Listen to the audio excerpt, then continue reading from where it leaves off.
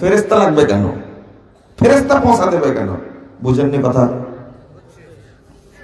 আর একটা হাদিসে এসেছে, এগুলো দলিল দিবে যে মাইয়াতকে দাফন করার পরে যখন মানুষ চলে আসে কবর থেকে, সহিহ বুখারীর হাদিস, কবর থেকে জুতার শব্দ শুনে এটা মনে করেছে যেহেতু শুনতে পায়, সুতরাং সালাম দিলে কিছু চাইলে সে দিতে পারবে। এটা কি কারণে বলা হয়েছে বুঝা যাচ্ছে না এখানে? ওকে যে এখন উঠানে বসানো হয়েছে, এটা তো মানুষকে জানানোর জন্য। তোমরা বুঝো একটা জিনিস, যে কবর দেওয়ার সাথে সাথে প্রশ্ন করার জন্য মুনকার নাকির হাজির হয়ে বলে মার রব্বুক ওমা দীনুক। এবার বুঝতে পারছেন কথা? এটা কি সারা জীবন? সারা জীবন এটাই তো বোকামে একটা। সাহাবীদের মতো বুঝতে হবে। আর এমন বুজুর্গর কাহিনী বলবে যা কোনো নবীর মাধ্যমে ঘটেনি, সাহাবীর মাধ্যমে ঘটেনি, তাবির মাধ্যমে ঘটেনি, ঘটে সব বুজুর্গর মাধ্যমে। এগুলো মিথ্যাচার করার কোনো দরকার আছে? এই করে করে ঈমান নষ্ট করেছে। এক বেদাতি মুশরিক বক্তা বক্তব্য দিচ্ছে যে প্রতি সপ্তাহে শুক্রবার রাত্রিতে পৃথিবীর যত আবদাল কুতুব যারা আছে তাদেরকে তাদের একসঙ্গে মিটিং হয় আফ্রিকার জঙ্গলে। বুঝা যাচ্ছে এরা কে মানুষ না, কি এগুলো সব পশু, সব জানোয়ার। তো এই আফ্রিকার অপবিত্র জঙ্গলে ঘুরতে যাবে কেন? যদি বলতে যে মক্কায় মিটিং হয় তাহলে কথা ছিল। শয়তানের আশ্রয়, এই সময় দাজ্জালদের আশ্রয় মক্কায় নাই, তাহলে আফ্রিকার জঙ্গলে যাবে। কথা বুঝতে পারছে? এইরকম পাগলামি। মানে এশার সালাত জামাতে পড়ে কুতুবরা নিজ নিজ মসজিদে, কিন্তু এক পলকে আফ্রিকার জঙ্গলে হাজির হয়, সারা রাত মিটিং করে, করার পরে আবার ফজরের নামাজ এসে নিজ নিজ মসজিদে পড়ে।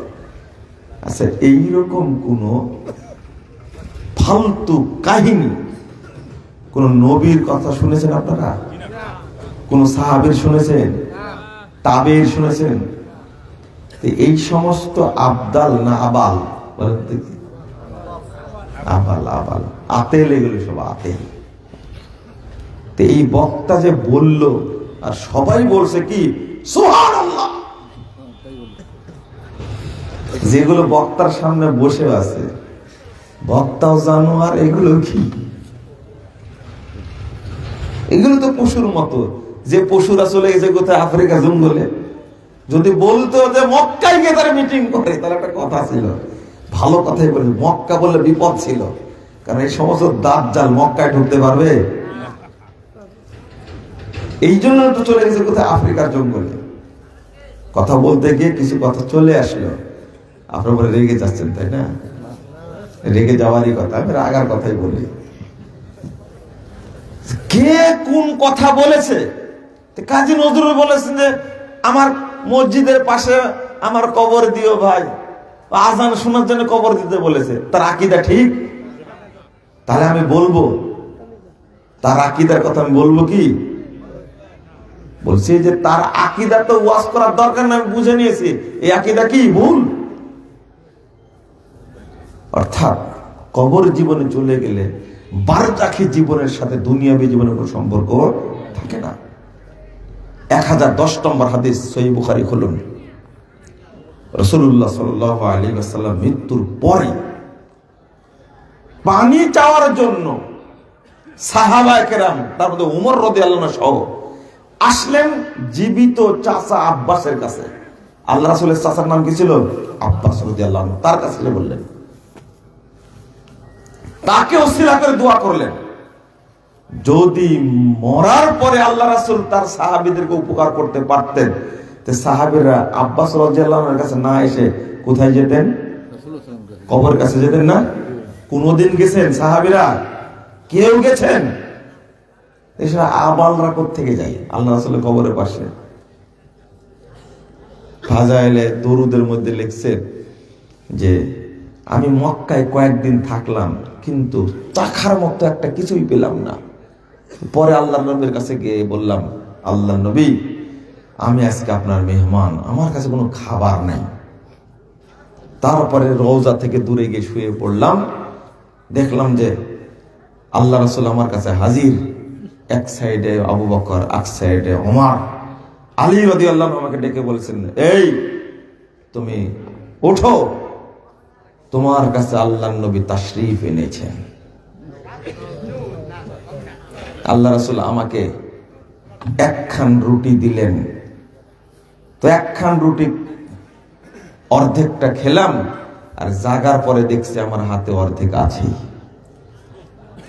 নাউজুবিল্লাহ তো বললেন না, হা করে শুনছেন, মানে আরো কিছু বলবো আমি?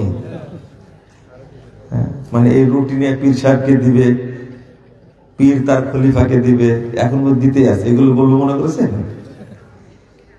আচ্ছা, এই আকীদা কি ঠিক? এই ধরনের ঘটনা সাহাবীদের মধ্যে কারো ঘটেছে? তাবেঈদের মধ্যে কারো ঘটেছে? বাটপারদের ঘটে কি করে এগুলো সব? নাউজুবিল্লাহ। এইগুলো বলেই মানুষের ঈমান নষ্ট করছে। তাবলীগের স্বরূপ যে বইটা, বুঝছেন, আমার উপরে বেদাতীরা খেপার মূল কারণ।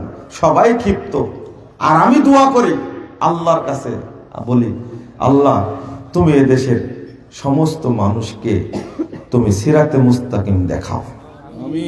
আল্লাহ তুমি তাদেরকে জান্নাতের পথ দেখাও।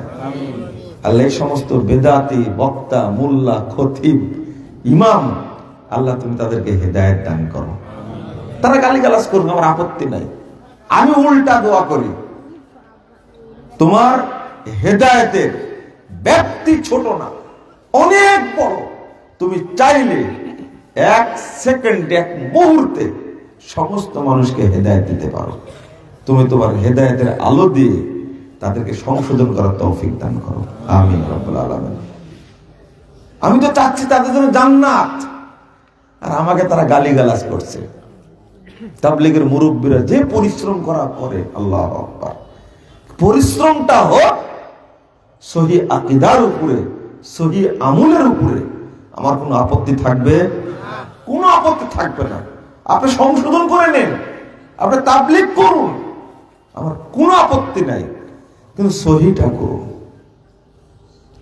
বন্ধুরা আমার, এই কথাগুলো বলার উদ্দেশ্য হলো, আপনার মুখ থেকে যেটা বের হবে সেটা যেন স্বচ্ছ সঠিকটা বের হয়, মানব রচিত কোনো দোয়া যেন বের না হয়। আপনি খুব আনন্দিত বলছেন, বালাগাল উলা বিকামালিহি কাশাফাদ দুজা বিজামালিহি হাসনাত জামিউ খিসালিহি সাল্লু আলাইহি ওয়া আলিহি।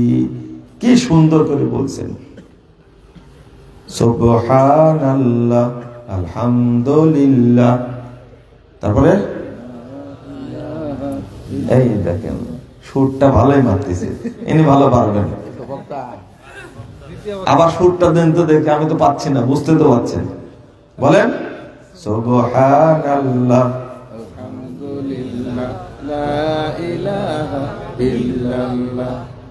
এই ঝোঁকটা যে মারলেন, লা ইলাহা ইল্লাল্লাহ, আমার হয় না। আমানুল্লাহ বিন ইসমাইল ভালো পারেন। আমি কেন বলছি, কি সোয়াবের কাজটা করলেন। এমনি বললাম যে কোন মানহাজ জানে না, এইরকম হুজুরের, এরকম বক্তার ওয়াজ শোনা যাবে না।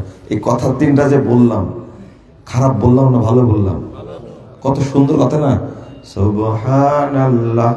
একজন বক্তা আছেন, বুঝছেন, আমি দেখা হলেও বললাম যে আপনার কণ্ঠটা খুব চমৎকার, একবার বলেন না। এত সুন্দর করে বলছেন, আমার তো হবেই না, গলা সুরই তো নেই, আমার গলায় নেই, সুর করতে হবে। সুবহানাল্লাহ, আলহামদুলিল্লাহ, এত মনোযোগের সাথে, চোখ বুঝে, ধ্যানের সাথে বলছেন উনি। আসলে আমার অন্তরটাই গলে গেল। সুবহানাল্লাহ। আপনি বলেন, আমার হচ্ছে না, বলেন তো একবার।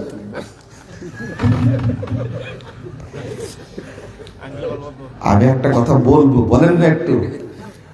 সুবহানাল্লাহ আলহামদুলিল্লাহ লা ইলাহা ইল্লাল্লাহ। মাশাআল্লাহ। আপনারা ধরলেন না কেন? ধরলে ভালো লাগতো। থামেন থামেন, আমি হাসার জন্য বলিনি, থামেন। এই বক্তা এক জায়গায় চুরি করে ফেলেছে, যে জনগণ জানতে পারেনি। এই জিকিরটা বানানো জিকির, জিকিরটা কি বানানো। এখন আপনি বলবেন সব কথায় তেড়া তেড়া, আমার কথা তেড়া হবে না কেন বাবা? আমি তেড়া বলছি না তো। সুবহানাল্লাহ আলহামদুলিল্লাহ লা ইলাহা ইল্লাল্লাহ কথা তো ঠিক, কিন্তু এটা এইভাবে এই তিনটা নিয়ে জিকির আপনি বানালেন কেন সেটা বলেন দেখি। এরকম জিকির আল্লাহ নবী কোনদিন বলেছেন? এটা তো শরীয়ত, আরে বানালেন কেন? আর যদি না বানায় থাকেন তাহলে আল্লাহু আকবার এটাকে আপনি কাটছাঁট করেছেন, তাই না? আল্লাহর নবী বলছেন আফজালুল কালাম ইনদাল্লাহি আরবাউন, অর্থাৎ আল্লাহর নিকটে চারটি কালেমা সর্বাধিক শ্রেষ্ঠ। সুবহানাল্লাহি আলহামদুলিল্লাহি ওয়া লা ইলাহা ইল্লাল্লাহু আল্লাহু আকবার। আপনি এটা বলেন, আমার কোনো আপত্তি থাকবে না। কিন্তু ওই বাক্য মানুষকে শেখাচ্ছেন কেন? ওই যে বললাম কথা সুন্দর, কিন্তু মারি দিছে এক জায়গায়, যা কেউ বুঝতে পারেনি, কেউ বুঝেনি কোন জায়গায় শেষ করেছে।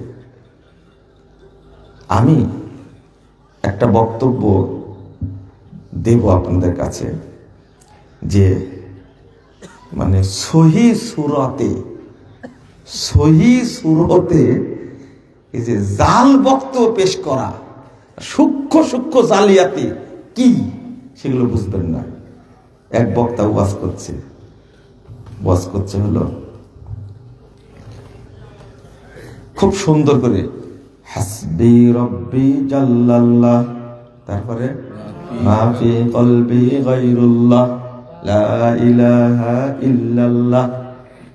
আমি বললাম যে কি সুন্দর করে বললেন আপনি।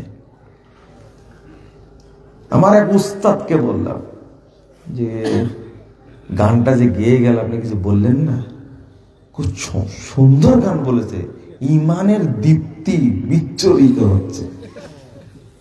তাই নাকি? খুব ভাইরাল হয়েছে গানটা, তাই না? আর একটা লা মাওজুদা ইল্লাল্লাহ লা নাখাফু ইল্লাল্লাহ লা মাকসুদা ইল্লাল্লাহ, গানটা গাচ্ছে কি মধুর সুরে, তৃপ্তি সহ গান গাচ্ছে, কিন্তু বীজ ঢুকায় দিছে, খেয়াল করেনি। আলেমরাও খেয়াল করছে না, এক বক্তা ওয়াজ করছে, কে বুঝবে? কাল্লামাল্লাহু মূসা তাকলিমা, মূসা আলাইহিস সালামের সাথে আল্লাহর কথোপকথন হলো। যে খাটাসকে ধরা লাগবে। আপনারা কিছু বুঝলেন? কি বুঝলেন? বুঝছেন না কিছু, তাই না? হ্যাঁ, কাল্লামাল্লাহু মূসা তাকলিমা, মূসা আলাইহিস সালামের সাথে আল্লাহর কথোপকথন হলো। আমলে কোন জায়গায় মারলো এ বোঝা গেল না। কিভাবে হলো? এখানে সূক্ষ্ম একটা কথা বলবে না। আল্লাহ বলছেন, আল্লাহর কালাম, আল্লাহ মূসা আলাইহিস সালামের সাথে কথা বললেন। কথা বুঝতে পারলেন? মূসা আলাইহিস সালাম আল্লাহ কি কথা বললেন। ওরা এই কথা বলবে না, আল্লাহ কথা বলেছেন, এটা আশআরীরা মাতুরিদীরা স্বীকার করবে না। কারণ ওদের বক্তব্য হলো আল্লাহ কথা বলেছেন। এইটা যদি বলা হয়, কথা বলার জন্য মুখ লাগে, ঠোঁট লাগে, জিহ্বা লাগে, তাহলে এইগুলো প্রমাণ হয়ে যাবে, অর্থাৎ আল্লাহর অস্তিত্ব প্রমাণ হয়ে গেল। এই আকীদা ঠিক না, বলেন নাউযুবিল্লাহ। আল্লাহর কথার পরিবর্তন করে ফেলেছে, অনুবাদ পরিবর্তন করে ফেলেছে। আপনি আমি অনুবাদ করলে সরাসরি বলবো কি আল্লাহ মুসা আলাইহিস সালামের সাথে কথা বলেছেন। আমি গতকালকে একটা অনুবাদ করেছি, লাকি আল্লাহু বিহি আবাকা। দেখেন 190 নম্বর হাদিস ইবনে মাজার মধ্যে এসেছে যে আল্লাহ রাব্বুল আলামিন তোমার বাপের সাথে সাক্ষাৎ করেছেন। আল্লাহ সাক্ষাৎ করেছেন তোমার বাপের সাথে। জাবের রাদিয়াল্লাহু আনহুকে আল্লাহ রাসূল বলছেন তোমার বাপ আব্দুল্লাহ তো মারা গেছে, শহীদ হয়েছে উহুদের যুদ্ধে। এত মর্যাদা বেশি। আল্লাহ রাসূল বলছেন দেখো জাবের তোমার মনটা খুব খারাপ, মালি আরাকা মুনকাসিরান, তোমার মনটা খারাপ দেখছি কেন জাবের, তোমার মনটা খারাপ দেখছি কেন? তখন বলছেন উস্তুশিদা আবি ওয়াতারাকা আইয়ালান ওয়া তাইনান, বাপ শহীদ হয়ে গেছে আর ছেড়ে গেছে ছোট ছোট বাচ্চা আর অনেক ঋণ ছেড়ে গেছে, এই জন্য মনটা আমার খারাপ। তখন আল্লাহ রাসূল বলছেন তোমার বাপের সাথে আল্লাহ কি করেছেন আমি কি জানাবো তোমাকে? কি বলবেন আর?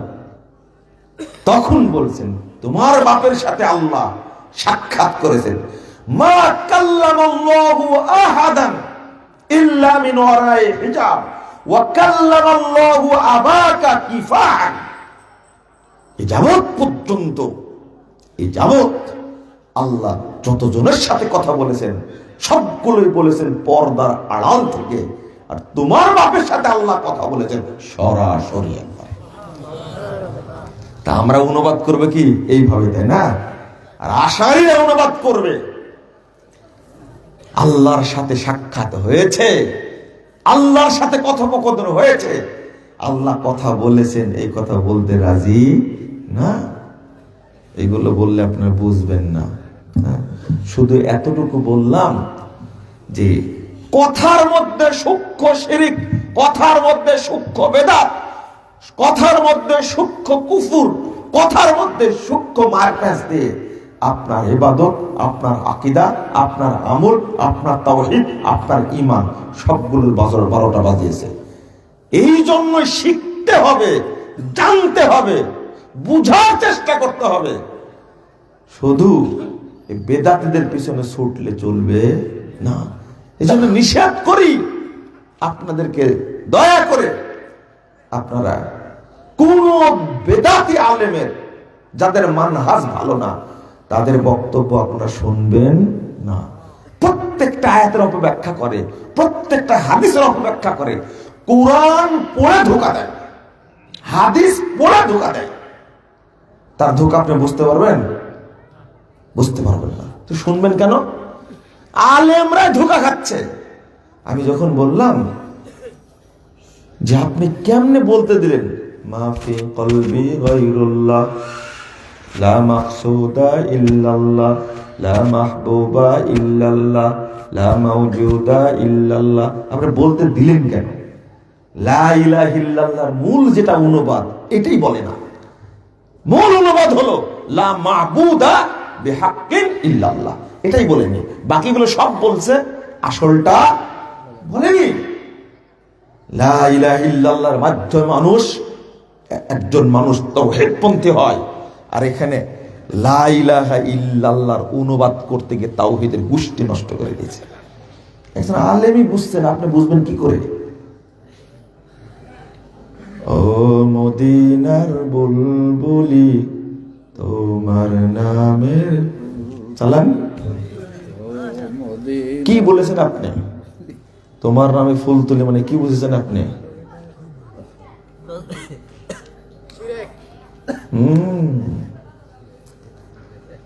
আহলে হাদিসের আকীদা, আমল সংস্কার হয় কেন?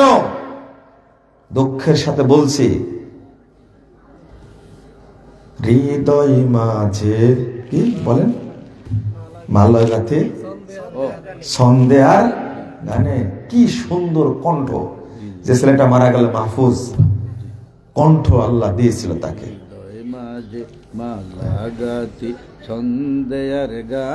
কি প্রথম বাক্যটা হলো শিরকি বাক্য। বাংলাদেশের 90% মুসলমান জানে না। গানটা 12টা বাজায় সেটা। কখনো আল্লাহর নবীর নাম অন্তরে জপা যায় না। একদিকে বলছে মাফি কলবি গায়রুল্লাহ, আর একদিকে বলছে তুমি হৃদয় মাঝে মালাগাথি সন্দেহার গানে। কেন সন্দেহার গানে কিভাবে হয়? লা ইলাহা ইল্লাল্লাহ বলেন, লা ইলাহা ইল্লাল্লাহ, লা, এতটুকু বলে থেমে যায়। আর ভক্তরা বলে কি ইল্লাল্লাহ, খুব জোরে টান দেয়া বলে লা ইলাহা ইল্লাল্লাহু মুহাম্মাদুর রাসূলুল্লাহ। এই দেখেন কার জিকির হলো এটা? কার জিকির হলো? আল্লাহর সাথে রাসূলের জিকির হয়ে গেল। কি চমৎকার, কি সুন্দর। বলুন, আল্লাহর জিকির ছাড়া আর কোন মানুষের, কোন ফেরেশতার, কোন জিনিসের, কোন বস্তু জিকির করা যাবে? তাহলে এই যে ঢুকে গেছে, আপনি ঘুরছেন আর বলছেন, ওই মাহফিলে আপনি গেলে তো আপনিও তো বলবেন। হুজুরের যে সুর আর কেরাতের যে মধু আপনার অন্তর একবারে পচায়া ফেলবে, আপনি বুঝতেই পারবেন না। এই জন্যই তো ইবনে আব্বাস রাদিয়াল্লাহু আনহু বলছেন, লা তুজালিসু আহলা লাহওয়া, বেদাতীদের সাথে বসো না, তাদের মজলিসে যেও না। ফাইন্না মুজালাসাতাহুম মুমরিজাতুল লিল কুলুব, কারণ বেদাতীদের সাথে বসলে তোমার অন্তরটাকে পচায় দিবে, রোগগ্রস্ত করে দিবে। ইবনে আব্বাস রাদিয়াল্লাহু আনহু বলছেন, একদিকে বসা না যায়, কিছু শিখতে যাবেন, শিখতে যাবেন, শিখতে যাবেন মনে করেন। আল্লাহ রাসূল বলছেন, 908 নম্বর হাদিস তাবরানী আওসাতের মধ্যে এসেছে, ইন্না মিন আশরাতিস সাআহ আইয়ুলতামাসাল ইলমু ইনদাল আসাগির। কিয়ামতের যতগুলো আলামত আছে তার মধ্যে একটি আলামত হলো বেদাতীদের কাছে ইলম শিখতে যাওয়া, ইলম নিতে যাওয়া। এটা হলো কিয়ামতের আলামত। তাহলে ইলম শিক্ষাও বাদ। কিভাবে যাবেন ইলম শিখতে তাদের কাছে? খবরদার তাদের বই পড়তে যে যাবেন না, গেলে মাথায় ঢুকে যাবে। ইবনে মাসউদ রাদিয়াল্লাহু আনহু বলছেন, লা ইয়াজালুন নাসু বিখাইরিন মা আজ্জালান লা ইয়াজালুন নাসু বিখাইরিন মা আখাযুল ইলমা ইনদাল আসাগির। লা ইয়াজালুন নাসু বিখাইরিন মা আখাযুল ইলমা আনিল আকাবির। মানুষ ততদিন কল্যাণের মধ্যে থাকবে যতদিন সাহাবীদের কাছ থেকে ইলম নেবে। ওয়াইদা আখাদুহু ইনদাল আসাগির হালাকু।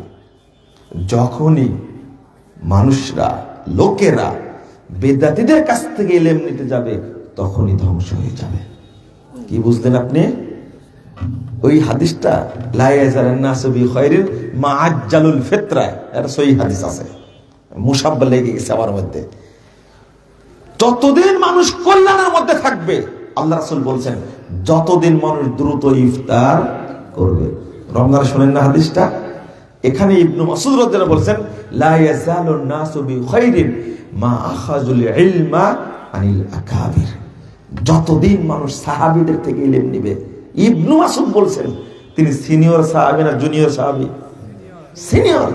তিনি বলছেন, যদি সাহাবীদের থেকে ইলম গ্রহণ করবে যতদিন কল্যাণের মধ্যে থাকবে, যদি বেদাতীদের কাছ থেকে যখন ইলম নেবে তখনই ধ্বংস হয়ে যাবে। কিভাবে চিন্তা করেন? তাহলে এটা বাদ গেল। তেলাওয়াত শুনতে যাবেন, এত সুন্দর তেলাওয়াত, এত সুন্দর তেলাওয়াত শুনতে যাবেন। ইবনু সিরিন, মোহাম্মদ ইবনু সিরিন রাহিমাহুল্লাহ তিনি বলছেন, বেদাতীদের কোরআন তেলাওয়াত শোনো না,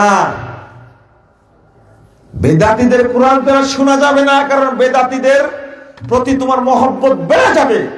যার মধ্যে বেদাতীদের প্রতি মহব্বত থাকবে তার মধ্যে রাসূলের প্রতি কি শত্রুতা চলে আসবে। নাউজুবিল্লাহ। বেদাতীর কারা?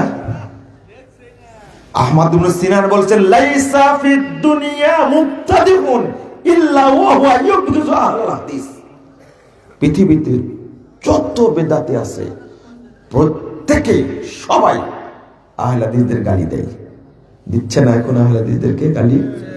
সারা বাংলাদেশে মিলাদ চলে না তো। আগে একজন বলছে যে কেন কেন রাখবেন আপনার উপরে? আগে সপ্তাহে 7টা 8টা মিলাদ হতো, এখন মাসে একটাও হয় না। বুঝছেন? এই জন্য তো খেপছে। আগে একটা উরুস করতে পারলে কোটি কোটি টাকা হতো, আর এখন 3 রাত যাবত উরুস হচ্ছে, 3 লাখ টাকা উঠা খুব মুশকিল হয়। কারণ মানুষ বুঝে গেছে এই উরুসে গরু দিয়ে কোনো লাভ নাই, এই জন্য খেপছে। গালিগালাজ করুক, গালিগালাজ যদি নাই করবে তো আহমদ ইবনে সিনান রাহিমাহুল্লাহর কথা কেমনে সত্য হবে? তিনি বলছেন ইদাবতাদার রাজুল নুজিয়া হালাওয়াতুল হাদিস মিন কলবি। যখনই কোনো ব্যক্তি বেদাত করে তখন তার অন্তর থেকে হাদিসের মহব্বতকে ছিনিয়ে নেওয়া হয়। যারা হাদিসকে নিয়ে কটাক্ষ করে, তুচ্ছ তাচ্ছিল্য করে, হাদিসকে ইগনোর করে, বুঝবেন তারা কট্টর বেদাতি। তাদের অন্তরে হাদিসের মহব্বত নাই, ছিনিয়ে নেওয়া হয়েছে। তাদের মধ্যে হাদিসের মহব্বত ছিনিয়ে নেওয়া হয়েছে। এটা যেন না থাকে। আমি বলতে চেয়েছিলাম ইমানের পরিচিতি, তাই না? কথা বলতে গিয়ে সামনের কথাগুলো বলে দিয়েছি। বন্ধুরা আমার, আমরা প্রত্যেকটা আমলই নষ্ট করে দিচ্ছি। আমল ভালোই করছি, শেষ প্রান্তে ইবলিসের ধোকায় আমলটাকে কি করে দিচ্ছি? নষ্ট করে দিচ্ছি, পুরোটা নষ্ট করে দিচ্ছি। না, নষ্ট করা যাবে না। শক্ত থাকতে হবে এই মর্মে যে আমি সুন্নাতের উপরে অটল থাকব, বেদাতকে আশ্রয় দিব না। আল ঈমান মানে কে বলবেন আপনারা? বলেন তো দেখি, আল ঈমান মানে কি? মেনে নেওয়া, স্বীকার করা, দৃঢ় বিশ্বাস, তাই না? হলো আল ঈমান আমন থেকে, আসিকা জিদ্দুল খৌফ, এটা হলো শাব্দিক অর্থ। কুরআন সুন্নাহর দিক থেকে এর অর্থ ইবনু তাইমিয়া রাহিমাহুল্লাহ বলছেন আল ইকরার, আল ইতিরাফ। আল ইতিরাফ মানে স্বীকৃতি প্রদান করা। বলেন তো কি? সবাই বলেন কি? স্বীকৃতি প্রদান করা। স্বীকৃতি প্রদান করা ঈমানের বাস্তব অর্থ। কথা মনে হবে? মনে থাকবে তো? স্বীকৃতি প্রদান করা। আর 3টি জিনিস নিয়ে ঈমান, সেটা আপনারা জানেন। অন্তরে বিশ্বাস, বলেন, মুখে স্বীকৃতি, আর কাজে বাস্তবায়ন। এরপরটা বলেন, সৎ কাজে বৃদ্ধি পায়, অসৎ কাজে কমে যায়। সহজ ভাষায় বলেন, অন্তরে বিশ্বাস, বলেন সবাই, মুখে স্বীকৃতি, কাজে বাস্তবায়ন। এরপরে কি বললাম? ইয়াজিদু বিত-তাআহ ওয়া ইয়ানকুসু বিল মাসিয়াহ। সৎ কাজে কি বেড়ে যায়, অসৎ কাজে কমে যায়। বলে সৎ কাজে বেড়ে যায়, অসৎ কাজে কমে যায়। যারা বলে ঈমান বাড়েও না কমেও না, তাদের আকীদা সঠিক না। তারা কোরআনকে অস্বীকার করে, তারা হাদিসকে অস্বীকার করে, তারা কোরআনকে অস্বীকার করে, হাদিসকে অস্বীকার করে। তারা বলে ঈমান বাড়েও না কমেও না। আপনারা কথাটা বুঝতে পারলেন আমার? এখন থেকে আকীদা কি রাখবেন? ঈমান বাড়ে এবং কমে। বাংলাদেশের এক শ্রেণীর মানুষ জিকির করে বলে ঈমানের কম বাড়া নেই, কারণ আমার ঈমান আর আবু বকরের ঈমান একই সমান। নাউযুবিল্লাহ, আস্তাগফিরুল্লাহ, আস্তাগফিরুল্লাহ। কোথায় আবু বকর আর কোথায়? এই কথাটা বলাই হলো ঈমানের প্রতি তুচ্ছল্য করা, কটাক্ষ করা। কেমনি ভাষাটা বললো? এখন কয়েকটা কথা আসবে, আপনি নিজেই বুঝতে পারবেন আমার ঈমান বাড়ছে না কমছে। কিভাবে বুঝবেন? ইমানের সাথে কয়েকটা জিনিস জড়িত। ইমানের সাথে কয়েকটা জিনিস জড়িত, সেটা হলো 1 নম্বর, আপনার ইমান আছে কি না। কথা বোঝা গেছে? আপনার ইমান কি আছে? আছে?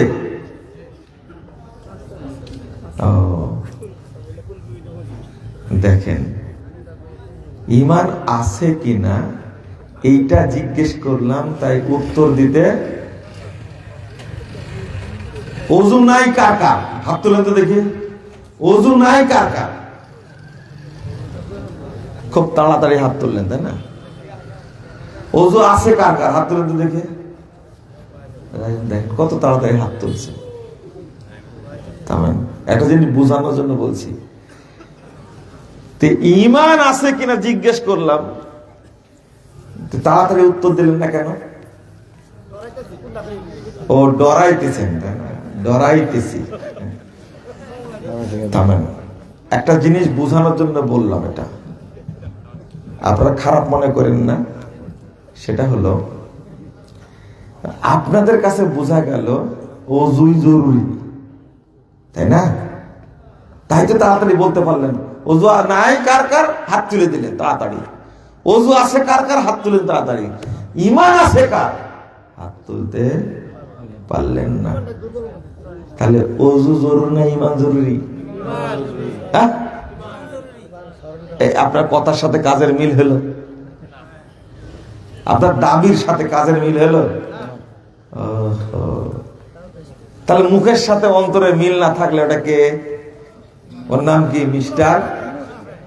এটা তো খুব তাড়াতাড়ি বলছেন। ও, এটা কোনোদিন শুনেননি, তাই না? আহারে, এই কথাটাই গতদিনে নারায়ণগঞ্জ এক জায়গায় প্রোগ্রাম করলাম, তারাও একই কথা বলছে। জীবনেও তো শুনিনি, বলবো কেমনে? শোনাইছে এটা, তাই না? তাহলে ওযুই জরুরি, তাই না? আবার না বলছে। এবার বলেন, ওযু জরুরি না ইমান জরুরি? ইমান জরুরি। এক ব্যক্তি বলছে না ওযুই জরুরি, কারণ ওযু ছাড়া নামাজ হয় না। ও নামাজ নিয়ে ব্যস্ত, ইমান থাক আর না থাক। ও পাগড়ি নিয়ে ব্যস্ত, ও টুপি নিয়ে ব্যস্ত। ওর ইমান গেল না সতর উদাম হয়ে গেলে দেখার বিষয় না। উস্তাদি গল্প করতেন যে বলছেন পাগড়ি পরা ফরজ, এই কথা শুনে ও তো পাগড়ি নাই, লুঙ্গি আছে, লুঙ্গিটা খুলে মাথায় বেঁধে দিব্যি মর্দ হেঁটে চলছে। যে কি রে, সর্বনাশ করেছিস কেন? হুজুর বলেছে পাগড়ি পরা ফরজ, এগুলো কি বেরিয়ে আছে তো খেয়াল করেছিস? ফরজ কাজ করতে গিয়ে নফল বের করে দিলে কোনো সমস্যা নাই। ফতোয়া যদি এইরকম হয়, আগামী দিনে আপনাদের কি অবস্থা হবে চিন্তা করেন। আমি বললাম ওযু মানে মানে ওর চিন্তা ঢুকে গেছে, ওযু যদি গুরুত্বপূর্ণ নাই হবে তো ওযু না হলে তো নামাজ হয় না। কথাও ঠিক। তাহলে বোঝা গেল ওযুই জরুরি, তাই না? আবার না বলে তা আমি বললাম যে যদি ওযুবিহীন মারা যান তাহলে কি হবে? জান্নাতে যাবে না যাবে না? এবার বলেন, যাবে? ওযুবিহীন মারা গেলে জান্নাতে যাবে? যাবে। ঈমানবিহীন যদি মারা যায় যাবে না। কত সুন্দর করে বললেন, কত সুন্দর বললেন। এবার তাহলে ওযুবিহীন মারা গেলে কোনো সমস্যা নেই, কিন্তু ঈমানবিহীন যদি মারা যায় তাহলে কি খবর আছে? খবর কি? জাহান্নাম নক করবে, বাবা এদিকে আসো, আমি রেডি। তাহলে ঈমানই জরুরি, তাই না? তো যে ওযু নিয়ে পড়ে আছে, কারণ ওযু না হলে নামাজ হয় না। কিন্তু ঈমান না থাকলে নামাজ হয়? হ্যাঁ, ঈমান না থাকলে ওযুই। যাক, আরো বিপদে ফেলে দিলাম বলে তো দেখি। হ্যাঁ, আরো বিপদে পড়ে গেলে এবার। কিন্তু আমাদের মানুষের, আমাদের এই লোকের আবেগ আর আগ্রহটা ঈমানকে নিয়ে বেশি না, নামাজকে নিয়ে বেশি, রোজাকে নিয়ে বেশি, ওযুকে নিয়ে বেশি। ঈমান, আকীদা, তাওহীদ নিয়ে কোনো চিন্তা ভাবনা নাই, মোটেই নাই। এই জন্যই তো হাদিসটা বলি আমি, 30,992 নম্বর হাদিস মুসান্নাফ ইবনে শাইবার মধ্যে এসেছে, ইয়াতি আলান নাসে জামান, মানুষের সামনে একটা যুগ আসবে, ইয়াস্তামিউন ওয়া ইউসাল্লুনা ফিল মাসাজিদ, মানুষ দলে দলে সব মসজিদে ভর্তি হয়ে সালাত আদায় করবে, মসজিদ ভর্তি মুসল্লি থাকবে, ওয়ালাইসা ফীহি মুমিন, কিন্তু তাদের মধ্যে একজনও ঈমানদার পাওয়া যাবে না। লেন এবার তাহলে যারা আমরা নামাজ পড়ছি তারা ঈমান সহ না ঈমান ছাড়াই? এখন বলছেন না আপনারা খুব চালাক। অধিকাংশ মানুষের কি নাই? ঈমান নাই, কিন্তু ওযু ঠিকই আছে। কি আছে? ওযুবিহীন কেউ নামাজ পড়ে, এটা আমার জানা নাই। কিন্তু হাদিস বলছে এই জামানার মানুষ অধিকাংশ ঈমান ছাড়াই কি পড়বে? নামাজ পড়বে। ঈমান ছাড়া নামাজ পড়লে তো হবে, তাই না? অল্প নেকি হবে? কোন নেকি হবে? হবে না। তো ঈমান সম্পর্কে জানার ইচ্ছা নাই কেন? রোজা ভাঙ্গার কারণ জানেন, ওযু ভাঙ্গার কারণ জানেন। যেমন এখন তাড়াতাড়ি বললেন ওযু আছে, হাত তুলে ফেললেন, ওযু নাই, হাত তুলে ফেললেন। মানে আপনি জানেন এই এই কাজ করলে ওযু থাকে, আর এই কাজ না করলে ওযু থাকে না। কথা বুঝতে পারলেন? তাহলে এটা বুঝেন আপনি। আর ঈমান সম্পর্কে বলতে পারলেন না, কারণ আপনার জানা নাই ঈমান আছে কি নাই, এটাই জানা নাই, তো বলবেন কি করে? তাহলে ঈমান থাকে কি করলে আর ঈমান যায় কি করলে, এটা জানা লাগবে না? যেমন ওযু নষ্ট হয় কি করলে জানেন না? দুই রাস্তা দিয়ে কিছু বের হলে ওযু শেষ, এটা তো জানেন, এটা কমন কথা একবারে। কিন্তু ঈমান শেষ হয় কি করলে এটা জানা নাই। অথচ ওযু কিন্তু চেপে চুপে রাখা যায়, কিন্তু ঈমান আধা ঘন্টাও রাখা যায় না। এমন কথা একটা বলেছেন পুট করে ঈমান শেষ, কখন চলে গেছে ঈমান আপনি খেয়ালই পান না। ওযু চেপে চুপে রাখা যায়, 1 ঘন্টার কাছে 1.5 ঘন্টা রাখা যায়। জানেন এমন পেশাব লাগছে,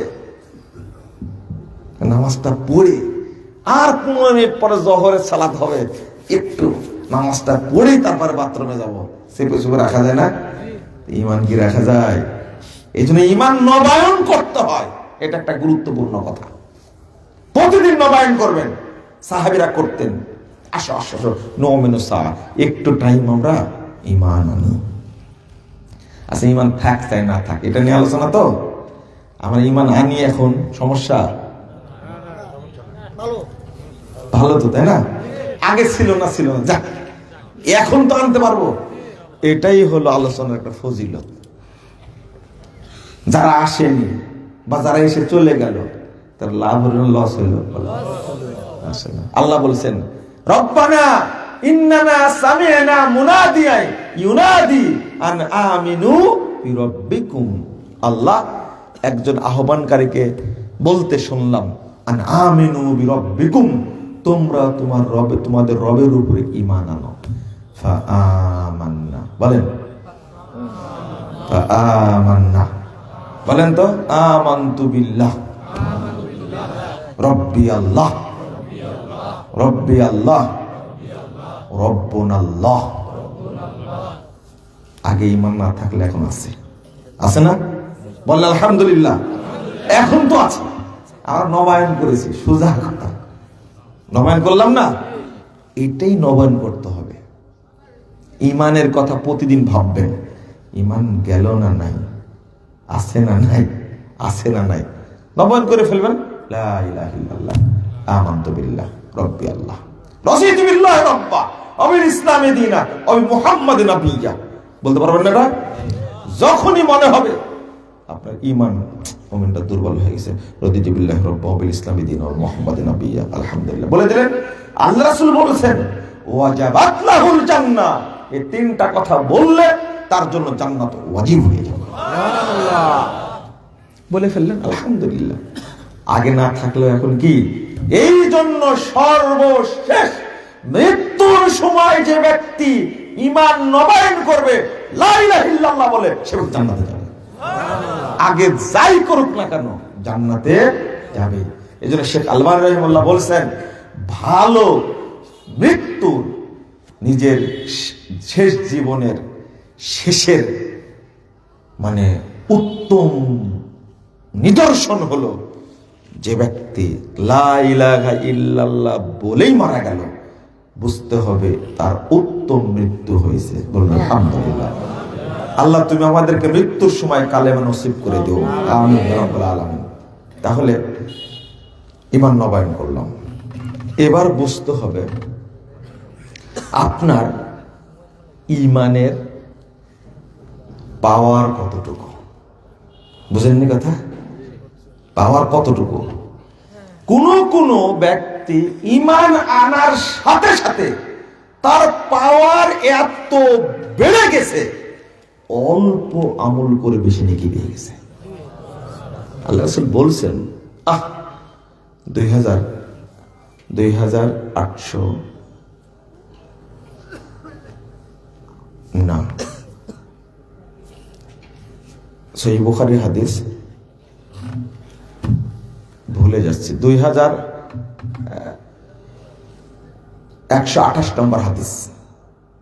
আল্লাহ রাসূল সাল্লাল্লাহু আলাইহি ওয়াসাল্লাম বলছেন, একজন ব্যক্তি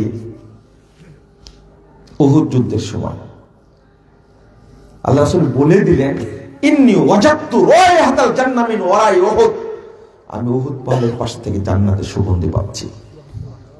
তখন একজন ব্যক্তি মুশরিক বলছে, আমি যদি ইসলাম গ্রহণ করি জান্নাতে যাব? হ্যাঁ, জান্নাত তোমাদের রেডি। বলা মাত্রই কালেমা শাহাদাত পড়ে নিয়েছে,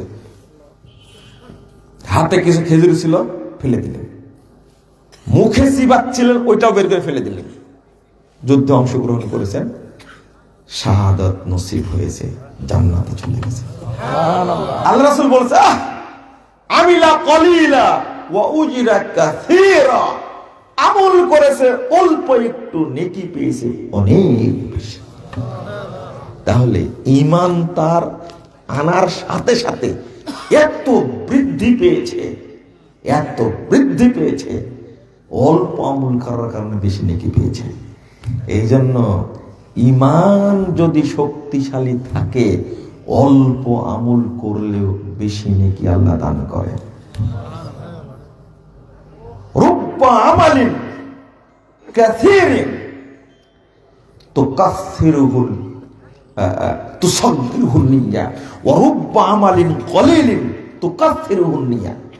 আব্দুল্লাহ মুবারক রাহিমাহুল্লাহ বলছেন, অনেক আমল আছে যে আমল করছে অনেক বেশি, কিন্তু নিয়াত তাকে নেকি ছোট করে দিয়েছে। নিয়াতের কারণে নেকি কি হয়ে গেছে? অল্প হয়ে গেছে। আর কারো এমন আমল করে, কম আমল করে, কম আমল করলেও নিয়াতের কারণে সে নেকি অনেক বেশি পায়। তাহলে ঈমানটা শক্তিশালী বেশি করা লাগবে আগে। কথা কি বুঝতে পারলেন? এইগুলো বুঝবেন না, আমিও আলোচনা করি, আপনারা বুঝেন না, তাই না? বাস্তবিক আমিও আলোচনা করি, আপনারা বুঝেন না। এগুলো তো মাথায় ঢোকার কথা না। অনেক আমল আছে, আমল অনেক করছে, নিয়াতের কারণে নেকি কি হচ্ছে? এবার বলেন তো দেখি, ঈমান শক্তিশালী করা জরুরি বেশি না আমল বেশি করা জরুরি? ঈমান শক্তিশালী করা বেশি জরুরি। ওইটাই তো হাদিসটা বললাম, সহিহ বুখারীর হাদিস, আমিলা কলিলা ওয়া উজিরা কাসীরা। আমল করেছে একেবারেই সামান্য, সামান্য অল্প একটু, কিন্তু নেকি পেয়েছে অনেক বেশি। এই জন্য ঈমান নবায়ন করে আমল করলে নেকি বেশি হয়। বেদাতীরা আমল করে বেশি, ঈমানও নাই, আকীদাও নাই, তাওহীদও নাই। আহলে হাদিসরা, সালাফিরা আমল করে কম, কিন্তু ঈমানকে পাহারা দেয় বেশি। বলেন আলহামদুলিল্লাহ। এই অভ্যাসটা নিয়ে আসা লাগবে আপনাদের মধ্যে। তাহলে আমরা আপাতত মনে করলাম কি আছে? আমার ঈমান আছে। এই ঈমানটা পাওয়ারফুল না পাওয়ারলেস? পাওয়ারফুল। জটিল ব্যাপার দেখতেছি। যদি ঈমানটা পাওয়ারফুল হয় তাহলে আপনি চিন্তা করবেন, আমার নাকি ইমানের খুব পাওয়ার বেশি, কিন্তু আমি তো এখনো টাকনুর নিচের প্যান্টটা টাকনুর উপরে উঠাতে পারিনি, তাহলে ইমানটা কত শক্তিশালী চিন্তা করেন। আমার দাড়িটাতে এখনো মুড়ি বুঝছেন না, খেজুরের গাছের মোটা। আমার ইমান কত পাওয়ারফুল, দাড়িটা ছাড়তে পারিনি, দাড়িটা এখনো ছাড়তে পারিনি। তাহলে চিন্তা করেন আমার ইমান কত পাওয়ারফুল। বুঝেছেন কথা? আপনি নিজে নিজেই বুঝেন। সামান্য আপনার ইমান আপনাকে টাকনুর উপরে প্যান্টটা তুলতে পারেনি, কতটুক তুললে উপরে উঠবে? কতটুক? প্যান্টটা 2 ইঞ্চি উঠালে টাকনু উপরে উঠবে, এটাই আপনার ইমান পারেনি, আর বলছেন ইমানটা খুব পাওয়ারফুল। আপনার ইমান এত পাওয়ারফুল, 40 বছর যাবত বিড়ি মারতেছেন, নামাজও পড়তেছেন, আজও বিড়ি আপনার ইমান ছাড়াতে পারেনি। আপনার ইমান যদি বিড়ির আগুন নিভাতে না পারে, আপনার ইমান কোনোদিন জাহান্নামের আগুন নিভাতে পারবে না। অত সহজ। পাগলামি কি গাছে ধরে? আপনি কি মনে করেছেন সিগারেটের আগুন যে ইমান নিভাতে পারে না, ওই ইমান কবরের আগুন নিভাবে? কে বলেছে আপনাকে? যে ইমান আপনাকে নামাজ পড়াতে পারে না, যে ইমান আপনাকে মসজিদে নিয়ে আসতে পারে না, ওই ইমান নাকি আপনার কবরের আযাব ঠেকাবে। খামাখা দাবি করলে হবে? এই দাবি আর বেনামাজির দাবি তো একই। আরে নামাজ না পড়লে ইমান ঠিক আছে, আমি বলি আমার জুতাও ঠিক আছে। তুমি সালাতকে কটাক্ষ করো, বদমাশ কোথাকার, বেহুদা, লজ্জা নাই, শরম নাই। তুমি আল্লাহর জমিনে বাস করো কেন? তুমি আল্লাহর দেওয়া সূর্যের আলোতে চলো কেন? তুমি আল্লাহর দেওয়া নিয়ামত খাও কেন? তোমার শরম লাগে না? বেহায়া, লজ্জা নাই? তোমার তো লজ্জা করা উচিত। তোমার নাকি বুদ্ধি আছে? শয়তানের হাড্ডি এগুলো, শয়তানের উপদেষ্টা সব এগুলো, শয়তানের উপদেষ্টা। এতই বদের বদ। সালাককে কটাক্ষ করার কি দরকার? আর বলে কত নামাজি দেখলাম, নামাজও বলে সুদও খায়। ওরে খোঁচা মারার দরকার আছে? নিজে অনুতপ্ত হবে না। তাহলে আপনার ইমান বোঝা গেল খুব পাওয়ারফুল, তাই না? আপনি মেপে দেখেছেন? এই যে এখন আবার ওমিক্রন শুরু হয়েছে, করোনার সময়ে সবার পকেটে অক্সিমিটার চিনেন? না, অক্সিমিটার হলো অক্সিজেন মাপা আর পালস মাপা, বুঝছেন? করোনা হয়েছে, যদি অক্সিজেন নিচে নেমে যায় তাহলে অবস্থা কি হবে? আমেন। আপনি অক্সিজেন মাপার জন্য 2200 টাকা দিয়ে অক্সিমিটার কিনেছেন, তারপরে যদি করোনা হয়, অক্সিজেনের ভেন্টিলেটর, অক্সিজেনের সিলিন্ডার বাসায় 4-5টা রেখে দিছে, টাকা আছে কিনে রেখে দিছে, এমনকি ভেন্টিলেটর পর্যন্ত কিনে রেখে দিছে। অক্সিজেন কাজ হবে না, তখন লাগাবে কি? ভেন্টিলেটর লাগাবে। হাই রে, কত সচেতন! আর বাড়িটা জাহান্নামের আড্ডাখানা। ইমান আছে কিনা এই নিয়ে কোনো মিটার ওর কাছে নাই, ও নাই মিটার। কারণ অক্সিজেনের মাত্রা 98, 99, 97 থাকলে ভালো আছে। যদি 90 হয়ে যায় বা 85 হয়ে যায়, সাথে সাথে অক্সিজেন লাগাতে হবে, ডাক্তারের কাছে নিয়ে যেতে হবে। যদি নেমে চলে যায় 55, 50-এর নিচে চলে যায়, তখন দেখছে আস্তে আস্তে শরীর শেষ, তখন লাগাও ভেন্টিলেটর। হাইরে প্রস্তুতি করোনার কারণে। কিন্তু ইমান আছে কিনা ভিতরে, এই নিয়ে কখনো অক্সিমিটার দেখা হয় না। আপনার কিনা লাগবে না 2200 টাকা দেয়, আপনি নিজেই বুঝবেন। কিভাবে বুঝবেন? আপনার জোহরের নামাজটাও লক্তে হয়নি, তখনই বুঝবেন আপনার ইমানের এখন পাওয়ার কতটুকু চলছে। আসরের নামাজটা পড়তেই পারেননি, সূর্য ডুবে গেছে, তখনই বুঝে নেবেন আমার ইমানের পাওয়ার এখন কত চলতেছে। কথা বুঝেননি? আপনি আপনার সন্তানকে হাট্টিমা টিম তারা মাঠে বাড়ে ডিম, তাদের খাড়া দুটা শিং, ঘোড়ার ডিম, আপনি পড়াচ্ছেন যখন, তখনই দেখবেন দিনের প্রতি আপনার মহব্বতের মিটার কতটুকু চলছে এখন। কথা বুঝেননি? আপনি বাচ্চাকে পড়াচ্ছেন, ইঞ্জিনিয়ার, ইনজানুয়ার বানাবেন তাকে। এখন অধিকাংশই যেগুলো হচ্ছে, কিছু ইঞ্জিনিয়ার আলহামদুলিল্লাহ ভালো আছে, কিছু ডাক্তারও ভালো আছে। কিছু ডাক্তারকে দেখলে মনে হয় এরা ডাক্তার না, এরা আল্লাহর পক্ষ থেকে দূত আসছে, এতই পরহেজগার, এতই দিনদার, কিন্তু অধিকাংশ হলো ডাকাত। কসাই বলছেন আপনি? তাই নাকি? এটা তো কোনো শুনিনি। কসাই, ডাকাত। টেস্ট লাগবে না, দিয়ে দিলে 10টা টেস্ট। হাই হাই, ওষুধ খাওয়ার টাকা না, ও টেস্ট করবে কি করে? কত বড় কসাই, জল্লাদ জল্লাদ জল্লাদ। এই ডাকাত দেশটা শেষ করে দিল। আরে জানোয়ার, অধিকাংশ জানোয়ার, আর দেশটাকে শেষ করে দিয়েছে। এত দুর্নীতি করেছে। আপনি ওই ছেলেটাকে ইনজানোয়ার তৈরি করার জন্য খুব চেষ্টা করছেন। হ্যাঁ, খালি বৃদ্ধ হয়ে দেখেন, আপনাকে ও রেডি করে রাখছে বৃদ্ধাশ্রমে রাখার জন্য। আপনারা রেডি থাকেন, ও বৃদ্ধাশ্রমে রাখবে, কারণ ওই বাচ্চার হক আপনি নষ্ট করেছেন। আপনি নষ্ট করেছেন। তাকে দরকার ছিল আগে কোরআন তেলাওয়াত শিক্ষা দেওয়া, দরকার ছিল আল্লাহকে চিনানো, রাসূলকে চিনানো, ইসলামকে বুঝ দেওয়া। আলেমদের সহবতে নিয়ে দরকার ছিল, ইসলাম বোঝানোর দরকার ছিল, কিন্তু জীবনে যায়নি।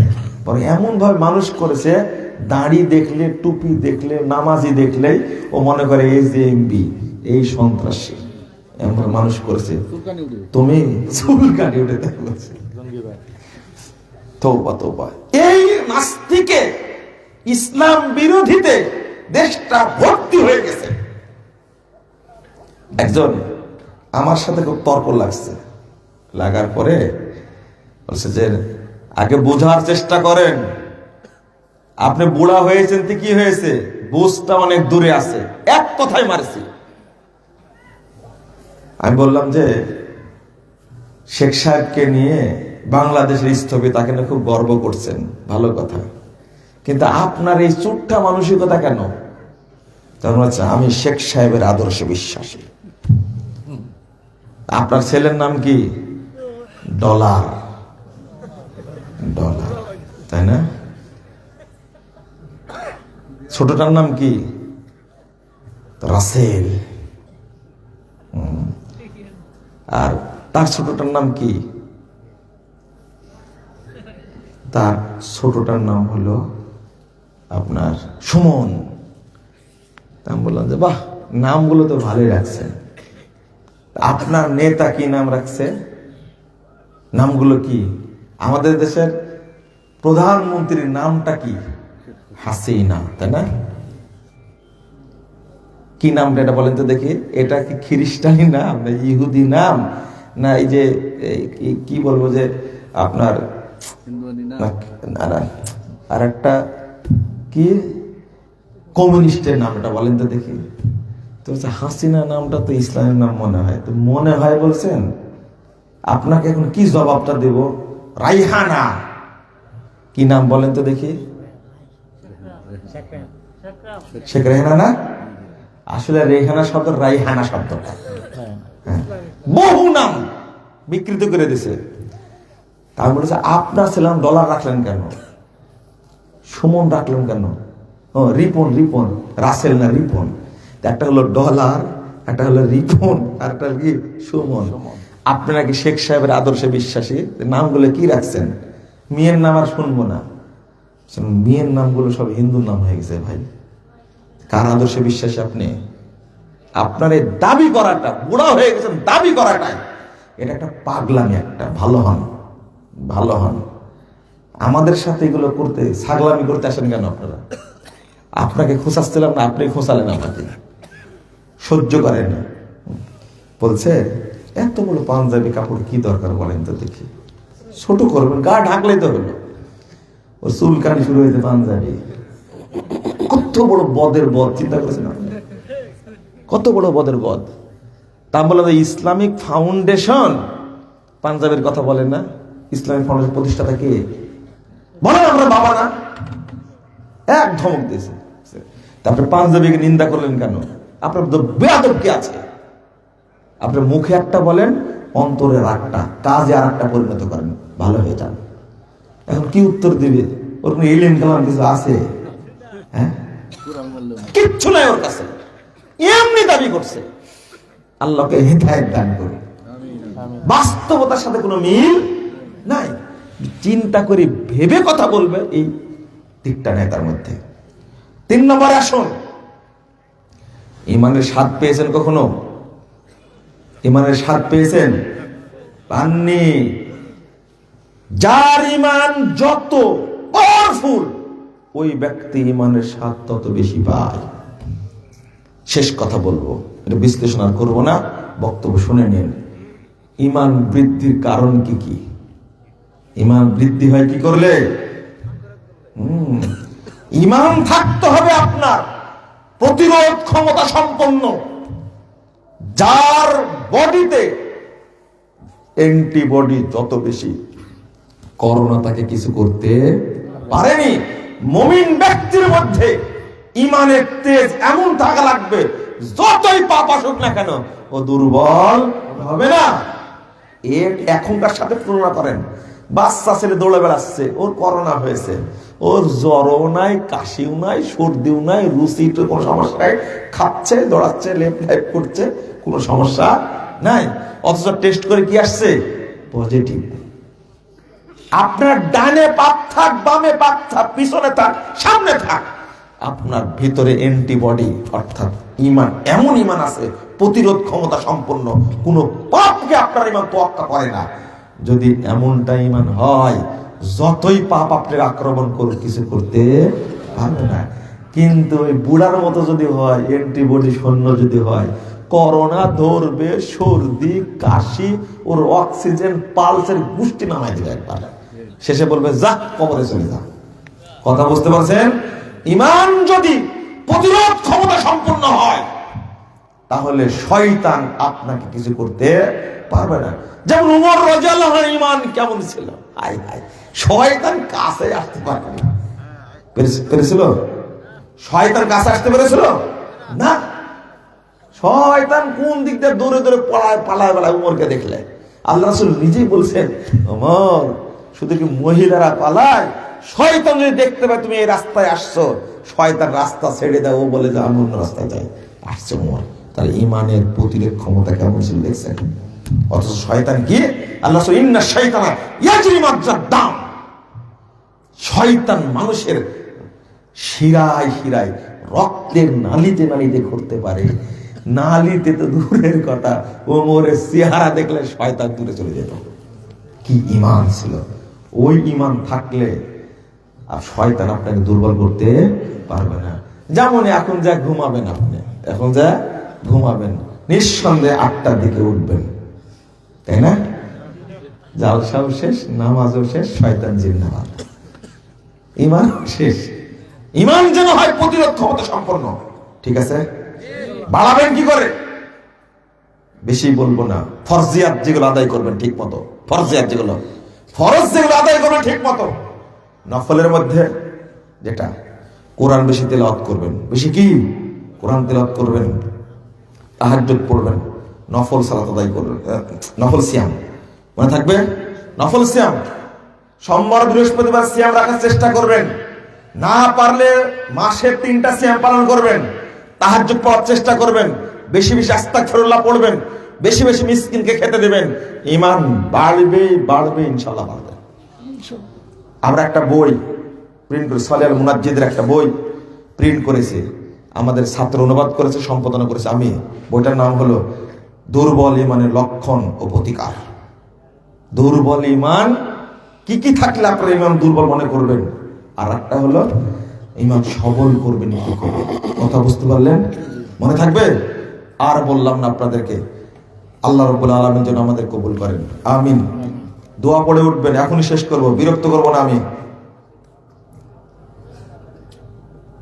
এটা প্রশ্ন উত্তর দেব না, বড় শায়েখ বললে আর কি বলবো। আমি মক্কায় গিয়া প্রথম উমরা পালন করার 20 দিন পর মদিনায় গেলাম। 8-9 দিন পর পূর্ণাঙ্গ হজ পালনের জন্য মক্কায় আসার পথে ইহরাম বাঁধে আর একটি উমরা করতে পারবো কি না। আসলে এক সফরে একটা উমরা করলে এই সমস্ত প্রশ্ন আসে না। যেমন শেখ উসাইমিন রাহিমাহুল্লাহ, শেখ আলবানী রাহিমাহুল্লাহ, তারা বলছেন এক সফরে একটা উমরা, আমরা এক উমরায় করার চেষ্টা করি। কেউ কেউ বলেছেন মিকাত যদি পার হয় তাহলে সে আবার ইহরাম বেঁধে উমরা করতে পারে, জায়েজ বলেছেন কেউ কেউ। কথা বুঝতে পারলেন? কিন্তু রাসূল সাল্লাল্লাহু আলাইহি ওয়াসাল্লাম থেকে সাহাবীদের থেকে এক সফরে একাধিক উমরা করার কোনো দলিল পাওয়া যায় না। ছেড়ে দিলাম আপনাদের প্রতি, যেটা রুচি হয় করবেন। বারাকাল্লাহু ফিকুম।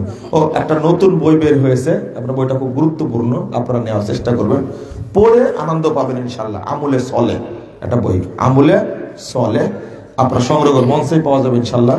বারাকাল্লাহু ফিকুম। হ্যাঁ, লা ইলাহা ইল্লাল্লাহ, আল্লাহ ছাড়া সত্য কোনো মাবুদ নাই। বলেন মানে আল্লাহ ছাড়া সত্য কোনো মাবুদ নাই, আল্লাহ ছাড়া সত্য কোনো মাবুদ নাই। সত্য শব্দ যোগ দিতে হবে, কারণ এর মধ্যে বাক্যটার মধ্যে বিহাক্কিল শব্দটা আছে, এটা গোপন আছে। লা মাবুদা বিহাক্কিন ইল্লাল্লাহ, কারণ এর বিহাক্কিন হলো লা নাফি জিনসের খবর, এটা কথা মনে থাকবে। আর ইলাহা হলো ইসিম, এটা তারা তারকিব জানে, তারা ভালো জানেন এটা। আল্লাহ ছাড়া সত্য কোনো মাবুদ নাই, এর অর্থ। এবার দোয়া পড়েন, সুবহানাকা আল্লাহুম্মা ওয়া বিহামদিকা আশহাদু আল্লা ইলাহা ইল্লা আনতা আস্তাগফিরুকা ওয়া আতুবু ইলাইকা। ওয়াসসালামু আলাইকুম ওয়া রাহমাতুল্লাহি ওয়া বারাকাতুহু।